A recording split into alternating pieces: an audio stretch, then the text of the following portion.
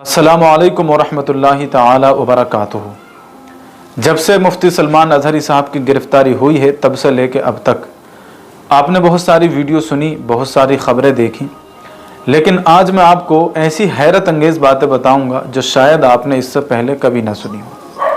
और आपसे गुजारिश करता हूं कि आप ऐसी बातें भी सुना करें कि जिससे मालूमात हासिल हो, आपके इल्म में इजाफ़ा हो, नॉलेज में इजाफ़ा हो।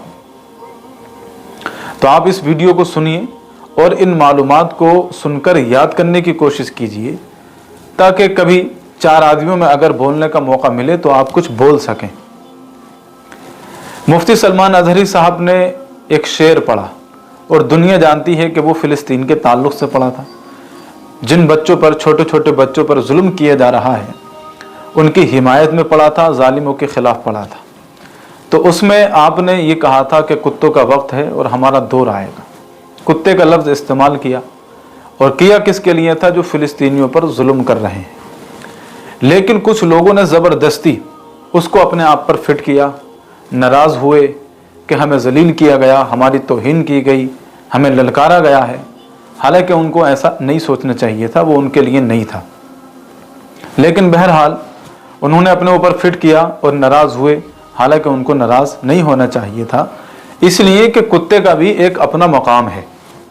और हिंदू मज़हब में तो बहुत अजीम मकाम है। नेपाल में कुछ हिंदू भाइयों के यहाँ पर एक त्यौहार है कुकोर के नाम से, और ये बहुत बड़ा फेस्टिवल मनाया जाता है।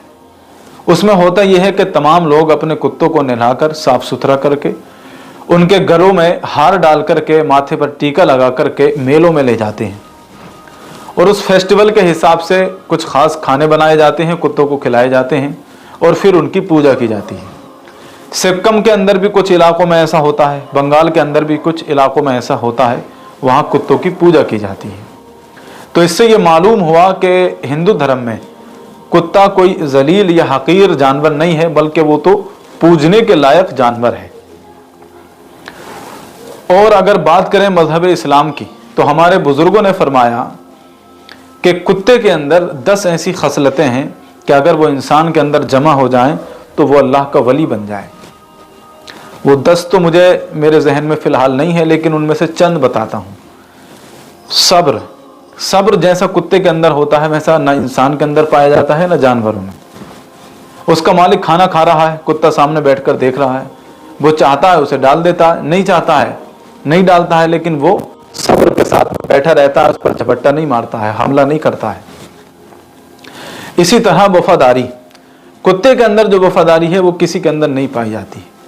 उसका मालिक चाहे डंडे से मारे, लातों से मारे, लेकिन वो उसका दर छोड़कर, उसका दरवाज़ा छोड़कर नहीं जाता, वहीं पर पड़ा रहता है। इसी तरह पहरेदारी, कुत्ते को जिस काम पर लगा दिया जाता है पहरेदारी के लिए, तो इतनी जिम्मेदारी और पाबंदी से पहरेदारी करता है कि अगर कोई परिंदा भी उधर से गुजर के जाए तो उठकर खड़ा हो जाता है, चौकन्ना हो जाता है। इसी तरह तन्हाई, कुत्ता जो तन्हाई में जिस तरह जिंदगी गुजार सकता है वैसा जानवर नहीं गुजार सकता। इसी वजह से कहीं पर कोई जानवर पाया जाता है, कहीं पर कोई जानवर पाया जाता है, लेकिन कुत्ता हर जगह पाया जा सकता है, क्योंकि वो अकेले तन्हाई में जिंदगी गुजार सकता है। इसी तरह कुत्ते को अपने मालिक से बहुत प्यार होता है और उसके दुश्मन से इंतहाई नफरत होती है। यही वजह है कि अगर उसको किसी पर ज़रा भी शक हो जाए तो भौंकना शुरू कर देता है कि कहीं मेरे मालिक को नुकसान न पहुंचा दे। तो इतनी तमाम खसलतें कुत्ते के अंदर हैं। इससे ये मालूम हुआ कि कुत्ता जो है कोई ऐसा जानवर नहीं है जो हकीर या जलील जानवर हो, बल्कि मैं तो खुद ये समझता हूँ कि कुत्ता एक बहुत अच्छा सीधा साधा जानवर है। अल्लाह तबारक व तआला से दुआ है कि लोगों को हिदायत अता फरमाए, जालिमों की साजिशों को नाकाम फरमाए, और मुफ्ती सलमान अज़हरी साहब को जल्द अज जल्द रिहाई अता फरमाए, हल्द्वानी के हालात बेहतर फरमाए। अस्सलामु अलैकुम व रहमतुल्लाहि तआला व बरकातुहू।